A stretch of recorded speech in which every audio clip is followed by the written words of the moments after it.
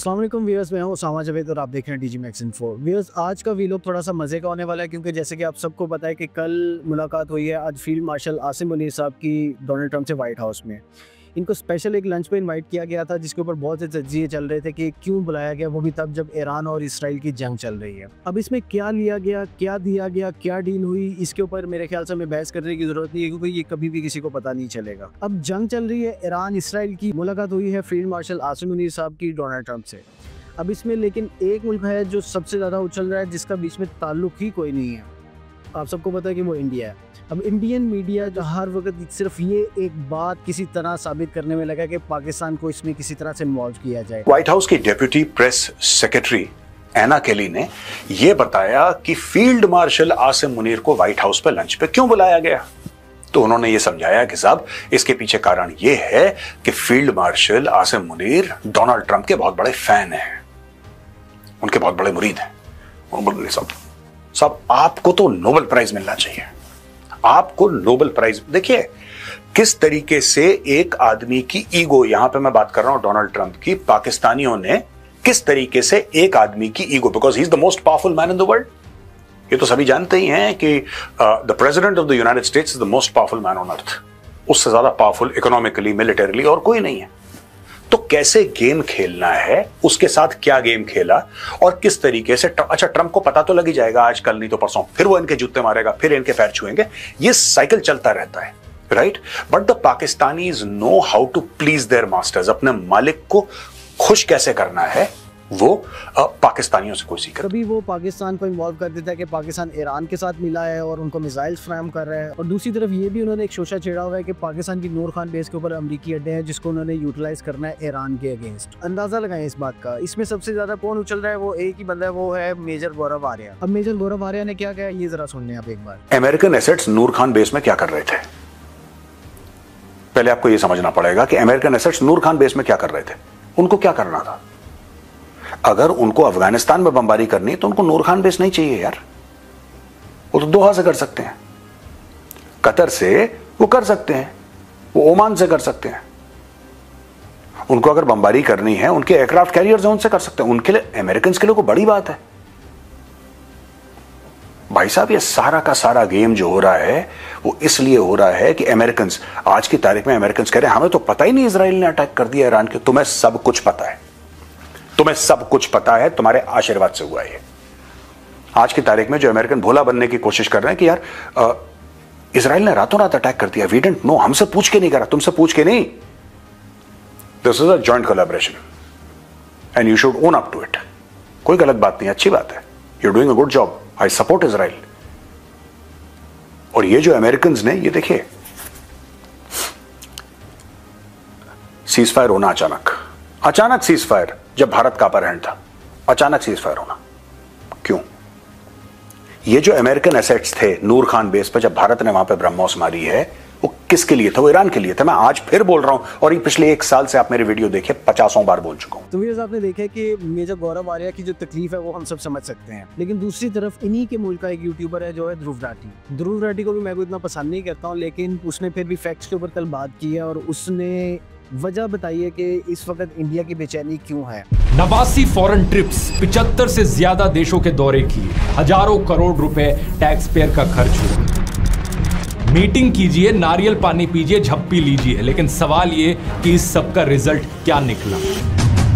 Bangladesh, China, Nepal, Bhutan, Turkey, Maldives, सभी देशों के साथ रिश्ते खराब हो गए। डोनाल्ड ट्रंप के लिए तो पॉलिटिकल कैंपेन तक कर डाली। अब की बार ट्रंप सरकार। नमस्ते ट्रंप इवेंट होस्ट किया गया, हाउडी मोदी इवेंट हुआ, ट्रंप को अपना जिगरी दोस्त कहा, my friend mister Donald Trump. और नतीजा क्या निकला? आज डोनाल्ड ट्रंप पाकिस्तान के आर्मी चीफ को व्हाइट हाउस में स्पेशली इनवाइट कर रहे हैं। अमेरिका क्या कहता था, क्या हो तुम, आज हम कहते तू क्या है बे? क्या तमाचा मारा है जयशंकर ने, क्या करारा जवाब दिया। वो देखो कितने स्टाइल में काले चश्मे पहन लिए, धिच्चिक साउंड इफेक्ट्स आएंगे और हो गई बस।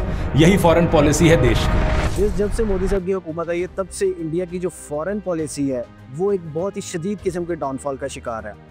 अब आप देख लें कि इंडिया के नेबर्स में ही श्रीलंका, बांग्लादेश, भूटान, नेपाल, मालदीव, इन सब के साथ इनके एक टाइम पर बहुत अच्छे रिलेशंस थे। श्रीलंका को ही ले लें, श्रीलंका ने अपने सी पोर्ट पे चाइना को अपनी शिप्स को डॉक करने की इजाज़त दे दी है। दूसरी तरफ भूटान को देख लिया, भूटान ने भी चाइना के साथ पार्टनरशिप शुरू कर दी है, चाइना के साथ उनके एग्रीमेंट्स चल रहे हैं बहुत ज़्यादा, जबकि एक टाइम पर भूटान को इंडिया के साथ एक बहुत ही दोस्ताना माहौल में समझा जाता था। साथ ही बिल्कुल नेपाल है, नेपाल को तो इंडिया का एक ब्रदरहुड नेशन समझा जाता था और नेपाल और इंडिया एक जैसे ही समझे जाते थे। लेकिन आज नेपाल भी चाइना के साथ अपनी करीबियां बढ़ा रहा है। इवन कि चाइना ने नेपाल की लैंड के ऊपर डेवलपमेंट भी शुरू कर दी और वो सिल्क रोड के ऊपर चाइना के साथ शामिल भी हो चुके हैं। एक तरफ मालदीव आ जाता है, मालदीव को आप देख लें कि मालदीव ने भी अपनी चाइना और टर्की के साथ जो अपनी कुर्बतें हैं वो बढ़ानी शुरू कर ली हैं। अभी हाल ही में इनकी चाइना के साथ और टर्की के साथ एक कॉन्फ्रेंस भी चली है जिसमें उन्होंने काफ़ी एग्रीमेंट्स किए हैं। टर्की को आप देख लें, एक टाइम पर टर्की और इंडिया जो है वो बहुत ही करीबी समझे जाते थे, लेकिन आपने देखा होगा कि पाकिस्तान और इंडिया के कॉन्फ्लिक्ट में भी टर्की ने डायरेक्टली पाकिस्तान को सपोर्ट करने का ऐलान कर दिया था। दूसरी तरफ टर्की ने चाइना के साथ भी अपने रवाबित बढ़ा दिए हैं। तो मोदी साहब की ये जो सी डिप्लोमेसी और फॉरेन पॉलिसी है वो टोटली एक फ्लॉप की तरफ जाती जा रही है। ये सब चीज़ें आपको ध्रुव राठी के वीलॉग में भी मिल जाएंगी। हालांकि वो इंडियन वीलॉगर है और उसने लेकिन बड़े अच्छे तरीके से इस सब चीज़ों को डिफ़ाइन किया गया है। एक तरफ अब आप आ जाए ईरान के ऊपर। ईरान और इंडिया ने मिलकर बहुत से प्रोजेक्ट शुरू किए जिसमें चाबहार पोर्ट भी है, जैसे कि मैंने अपने लास्ट वीडियो में भी जिक्र किया था। अब ये भी एक बात याद रखें कि चाबहार पोर्ट के ऊपर भी सबसे ज़्यादा एक इंडियन बंदे की इन्वेस्टमेंट थी और वो कौन है? वो है गौतम अडानी। अब गौतम अडानी की क्या स्टोरी है वो ध्रुव राठी ने ही अपने वीडियो में बताया कि गौतम अडानी जो है वो मोदी साहब का एक बहुत ही स्पेशल किस्म का अलाय समझा जाता है। मोदी साहब दुनिया में जहां पर भी जाते हैं वहां पर गौतम अडानी साहब के बिजनेस से शुरू हो जाते हैं। देश के लिए क्या बिजनेस आया इसका तो पता नहीं, लेकिन वो जहां जाते हैं कोइंसिडेंस देखिए कि वहां से उनके दोस्त अडानी को बिजनेस मिल जाते हैं। Kenya, Tanzania, Myanmar, Sri Lanka, Bangladesh, Israel, Greece, Indonesia, Nepal, जाने कितने देशों की अपनी मोदी अडानी स्टोरी है। तो कहने का मतलब ये है कि इस वक्त मोदी साहब ने सिर्फ और सिर्फ अपने गौतम अडानी साहब को खुश करने के चक्कर में पूरा एक सिस्टम बनाया है वहाँ पर, जिसमें जैसे कि अभी अमेरिका में भी गौतम अडानी के ऊपर एक केस चल रहा है और सुना जा रहा है कि ट्रंप ने मोदी को गौतम अडानी के ऊपर ही ब्लैकमेलिंग स्टार्ट कर दी है। बेसिकली मोदी साहब इंडिया की बेटरमेंट के लिए नहीं, वो ज़्यादा काम कर रहे हैं अपने वोट बैंक के लिए। उनका वोट बैंक कौन है वो सबको पता है, वो है हिंदू इंतहा पसंद। इस वक्त मोदी साहब के साथ वो बिल्कुल इंटैक्ट हैं और मोदी साहब सिर्फ और सिर्फ उनको खुश करने में लगे हुए हैं।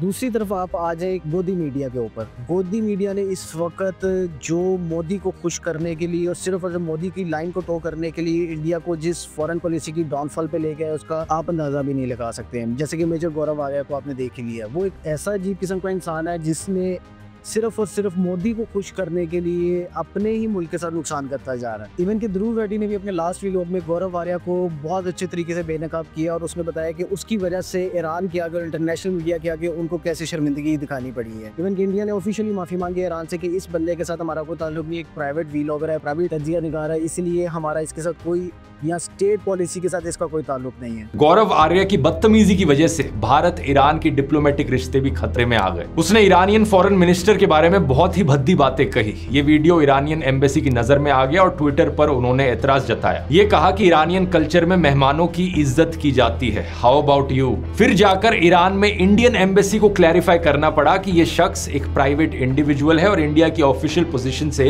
इसका कुछ लेना देना नहीं है। ये कहा गया कि भारत सरकार इसकी डिसरिस्पेक्टफुल टोन को गलत मानती है। तो ये इस बंदे की औकात है। आप देख लें कि ये यूएस के और ट्रंप के अगेंस्ट इस वक्त क्यों इतना बोल रहा है। जैसा कि आपने देखा होगा कि ट्रंप ने इंडिया पाकिस्तान कॉन्फ्लिक्ट के ऊपर भी इंडिया को वो सपोर्ट नहीं दी जो कि इनको पास्ट में मिलती रही है।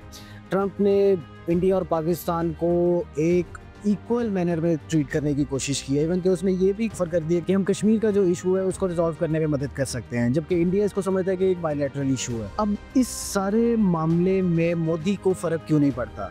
मोदी को फर्क इसलिए नहीं पड़ता क्योंकि मोदी का एक ही नारा है कि एक तरफ 80% और एक तरफ 20%। वो उसका मतलब आपको पता है कि एक तरफ 80% हिंदू, दूसरी तरफ 20% मुसलमान। वो अपने एक इसी स्लोगन को लेके चल रहा है और उसको पता है कि मुझे वोट मिल जाएगा और मेरा वोट बैंक अपनी जगह पर कायम है तो मेरा काम चल जाएगा। इवन कि आपने देखा होगा कि गौरव आर्या ने IMF ने जब पाकिस्तान का लोन अप्रूव किया तो उसने उसके ऊपर भी बहुत ज़्यादा बहस की है। हालांकि आपने देखा होगा कि इंडिया के पास IMF के अंदर तकरीबन 3.25% वोटिंग है।